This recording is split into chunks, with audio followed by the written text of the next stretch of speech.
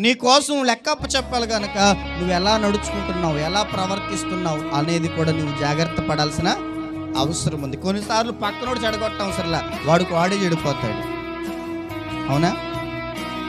పక్కనోడు పాడు చేయవసరంలా, కొన్నిసార్లు వాడే పాడైపోతాడు. ఎలాగా?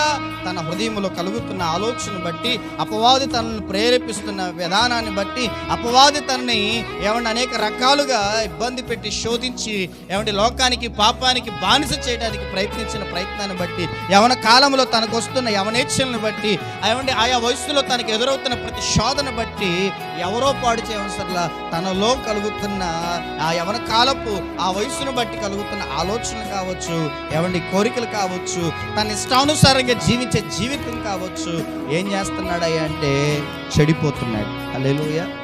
ఇక్కడ అదే అంటున్నాడు, ఇదిగో యవనుడా సంతోషించిన యవన కాలాన్ని బట్టి, నీ యవన కాలమును బట్టి సంతృష్టి కలుగుండు, అలాగే నీ కోరిక చొప్పున, నీ దృష్టి యొక్క ఇష్టము చొప్పున ప్రవర్తించు.